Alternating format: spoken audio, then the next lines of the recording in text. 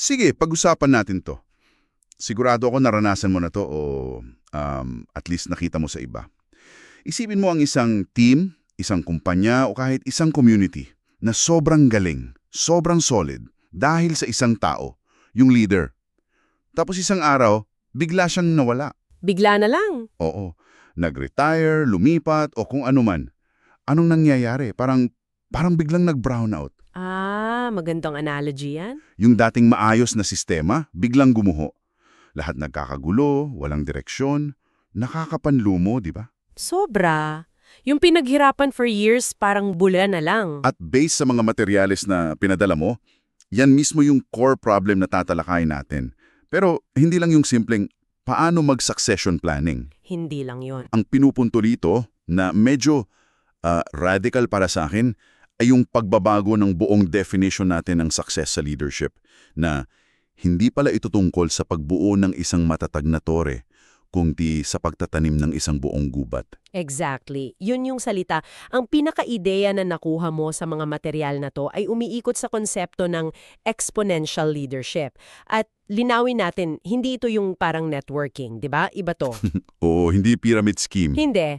Ang focus dito ay hindi sa pag-a-attract ng mas maraming followers, kundi sa sadyang pag-develop ng mas maraming leaders na sila mismo magde-develop din ng sarili nilang mga leaders.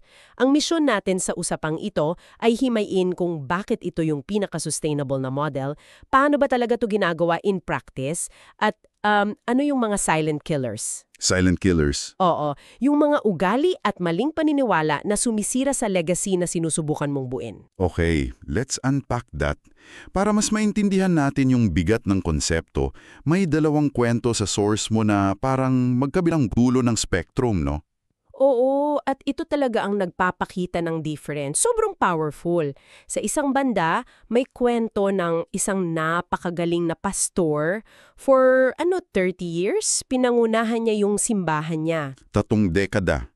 Oo, from a small group, naging libo-libo. Talagang naging sentro siya ng community. Pero, heto yung problema. Ano yun? Sa sobrang galing niya, lahat nakasentro sa kanya. So nung siya'y pumanaw, parang nawala ng puso yung buong organisasyon. Walang kapalit. Walang next in line na may parehong bigat, walang sistema, at in just a few years, yung dating thriving ministry, unti-unting nanghina hanggang sa halos mamatay na. Nakakalungkot. Ang sakit isipin nun, 30 years of work, parang nasayang lahat. Pero yung pangalawang kwento, yun yung aha moment. Yung kay Apostol Pablo.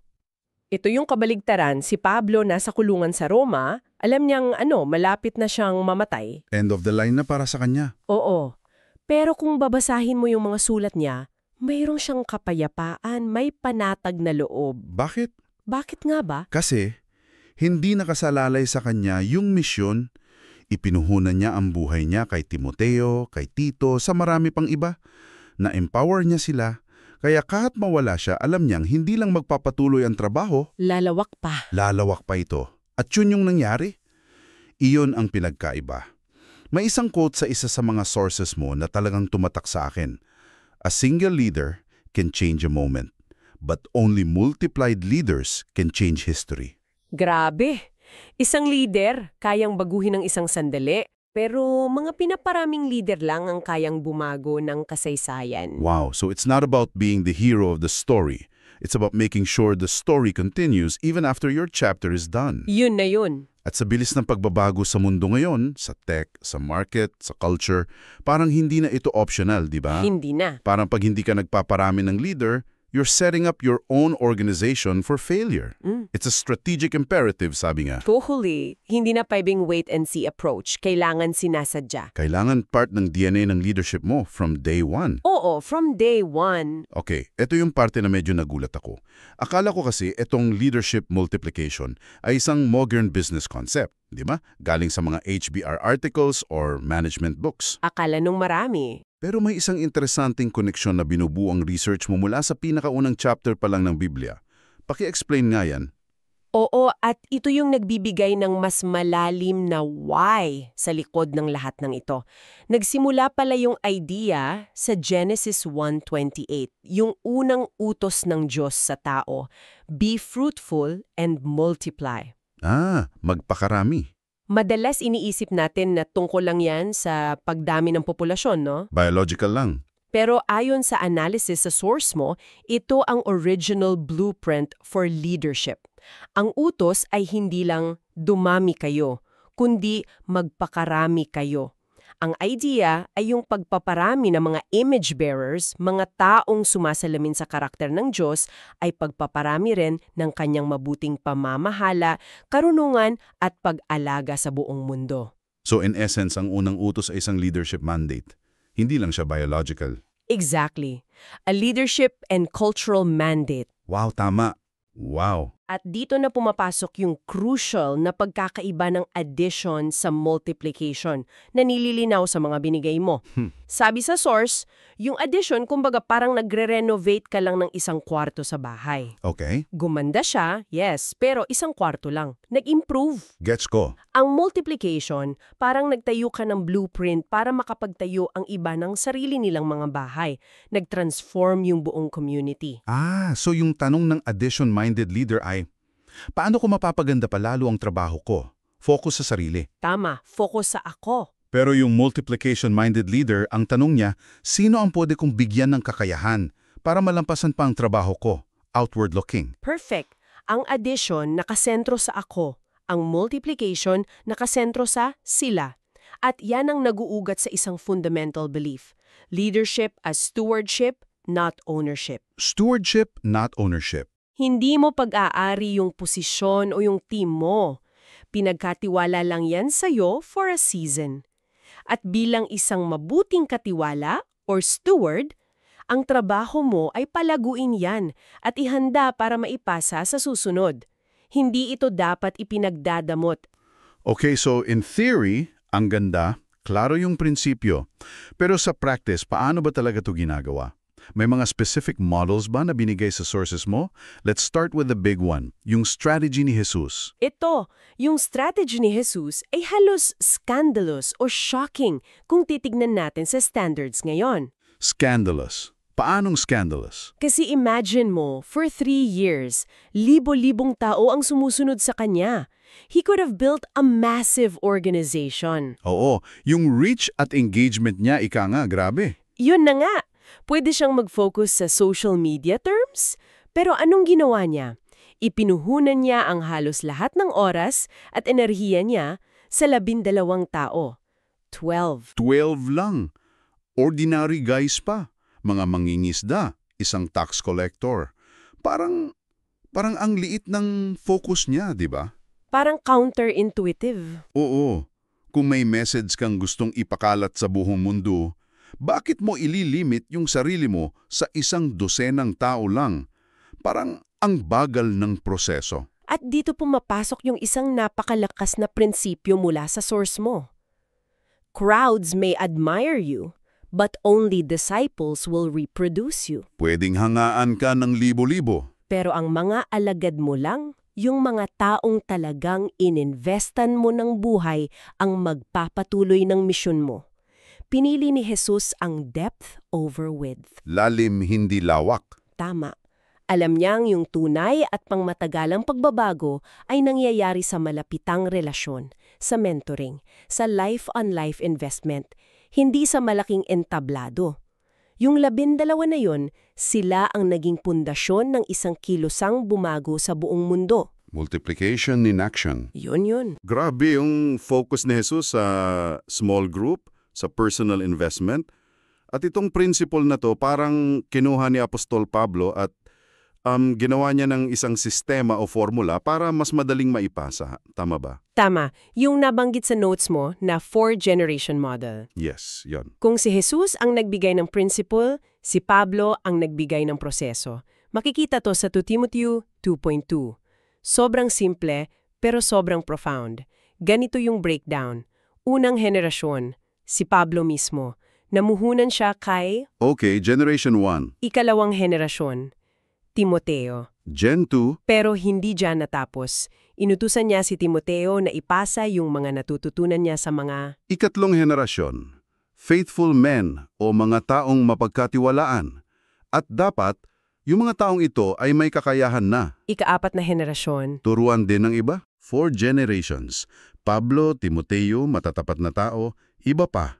Ang galing. Ang nakakuha ng pansin ko dyan ay yung salitang ginamit, faithful o matatapat.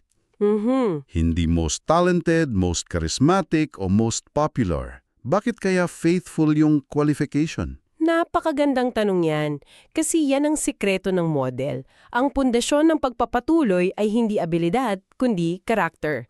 Character over competency. Pwede kang maging sobrang galing, pero kung hindi ka mapagkakatiwalaan sa maliliit na bagay, hindi mo kayang dalhin ng isang malaking misyon. Ang faithfulness, yung pagiging tapat at maaasahan, ang nagpapatunay na kaya mong pangalagaan yung ipinagkakatiwala sa'yo at ipasa ito ng hindi binabago o sinisira. So talent can get you started, but faithfulness keeps you going. And ensures the mission outlasts you. At ang ganda rin ng idea na ang goal ni Pablo ay yung ika-4 na henerasyon. Hindi niya kailangang makilala yung mga taong yun. Hindi niya kailangang makuha yung credit. Wala siyang pakialam doon. Ang mahalaga sa kanya, umabot sa kanila yung mensahe. Iba yung level ng selflessness. Ibang-iba. The goal wasn't to build the Paul brand. The goal was to advance the kingdom. Ang tagumpay para sa kanya ay hindi yung sarili niyang pangalan, kundi yung pagpapatuloy ng misyon. Kapag yan ang mindset mo, hindi ka na matatakot mag-empower ng iba. In fact, yon ang magiging goal mo. Kahit na mas gumaling pa sila sa'yo. Lalo na kung mas gumaling sila sa'yo. Teka, kung ganun pala kaganda at in theory kadali yung modelo Pablo to Timothy to faithful men, bakit parang ang dalang nating makita niyan sa totoong buhay? Magandang tanong. Parang mas karaniwan yung leader na ayaw bumitaw sa pwesto. Ano bang pumipigil sa kanila? Pride ba to? O takot? Kombinasyon yan ng maraming bagay at tinalakay yan sa sources mo. Dalawang pangunahing hadlang o legacy killers. Una, yung tinatawag na lone hero syndrome. The lone hero. Ito yung paniniwala ng isang leader, consciously or unconsciously, na siya lang ang may kakayahang gawin ang trabaho ng tama. Ako lang to, ako lang ang bida. Siya ang bida sa pelikula. Lahat ng major decisions kailangan dumaan sa kanya. Lahat ng credit sa kanya napupunta. Nako, ramdam ko yan. Maraming ganyan. Yung leader ng micromanager. Yon. Yung tipong kahit pagpili ng kulay ng papel para sa printer, kailangan aprobado niya. Nakakabagal yon. Sobra. At ayon sa research, dalawa ang toxic na resulta niyan. Una, burnout para sa leader. Siyempre. Kasi sa kanya, lahat ng bigat eh. Napapagod siya, nauubos. Oo. Pangalawa, at mas malala, nagiging bottleneck siya sa buong organisasyon. Yun yung word. Bottleneck. Lahat ng pag-usad nakadepende sa availability at approval niya. Hindi makagalaw yung mga tao, hindi sila natututong magdesisyon para sa sarili nila. Ang classic example na binigay sa source ay si Moses bago siya payuhan ng biyanan niya ang si Jethro.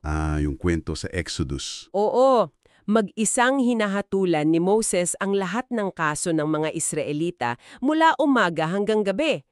Sabi ni Jethro, mababaliw ka niyan at mababaliw din yung mga tao. Anong solusyon? Mag-delegate. Magtalaga ng ibang leader. Ang pagde-delegate ay hindi sign of weakness. It's a strategy for multiplication. At pag-isip din para sa future. Okay, so yung lone hero syndrome ang una. Sobrang common yan. Ano yung pangalawa? Ayon sa isang article, ito raw ang spiritual at organizational equivalent ng entropy. Entropy, yung sa physics. Iyon, yung batas sa physics na nagsasabing lahat ng sistema, kapag pinabayaan, ay natural na humihina, nagkakagulo, at nasisira. Okay, so paano to nag-a-apply sa isang leader? Nangyayari ito kapag ang isang leader ay umabot na sa isang certain level of success. Nakamit na niya yung mga goals niya, komportable na siya. Nakarating na sa tuktok, kumbaga? Tapos, tumitigil na siyang matuto. Tumitigil na siyang mag-take ng risk. Umaasa na lang siya sa mga tagumpay ng nakaraan. Sinasabi niya sa sarili, okay na to, we're good. Delikado yung okay na to. Delikado. Dahil yung moment na tumigil ka sa pag-invest para sa future, yun yung simula ng paghina. You stop multiplying leaders because you think you've already arrived. Success becomes the enemy of future success. Exactly. Grabe. Nakakatakot yung complacency kasi hindi mo siya napapansin hanggat huli na ang lahat. So, after nating himayon lahat to, mula sa why na galing pa sa Genesis, sa mga modelo ni na Jesus at Pablo, hanggang sa mga pitfalls, Tulad ng lone hero at complacency. oo, parang ang pinakahamon talaga sa'yo, sa akin, sa sinumang nakikinig, ay yung pag-recalibrate ng ating personal definition of success. Yun na nga. Ang tunay na sukat ng pamumuno mo, based na lahat ng material na ito, ay hindi kung gaano kataas ang naabot mo, kundi kung gaano karaming tao ang natulungan mong umakyat kasama mo. Hindi ang bilang ng followers mo sa social media, Kundi yung bilang ng mga leader na na-mentor mo na ngayon ay may sarili na ring mga mini-mentor. Ang tunay na tagumpay ay hindi sinusukat sa personal accomplishment, kundi sa succession. Yun yung legacy na hindi kayang burahin ng panahon. bilang pangwakas na kaisipan para sa'yo, may isang napaka-practical na hamon na iniiwan yung mga materyales mo.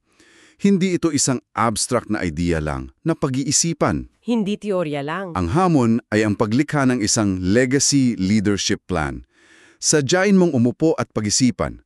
Sa susunod na 3 hanggang 5 taon, sino ang 2 o 3 tao na sadyang paglalaanan mo ng panahon, enerhiya at kaalaman? Hindi yung by chance lang, kundi intentional. Anong mga specific na kasanayan ang ipapasa mo sa kanila at anong mga sistema ang itatayo mo sa team o organisasyon para masigurong ang misyon ay magpapatuloy kahit na bukas ay bigla kang mawala sa eksena. Dahil sa huli, baka ang pinakamahalaga mong tagumpay bilang isang leader ay isang bagay na hindi kailanman makikita ng publiko. Hindi yung tropeyo sa stage o yung pangalan mo sa pinto ng opisina. So ano yon? Baka ang pinakadakilang legacy mo ay ang mga leader na tatayo sa balikat mo na makakarating sa mga lugar na hindi mo man lang napangarap. Matagal na panahon pagkatapos mong bumaba sa entablado. Yun ang tunay na multiplication.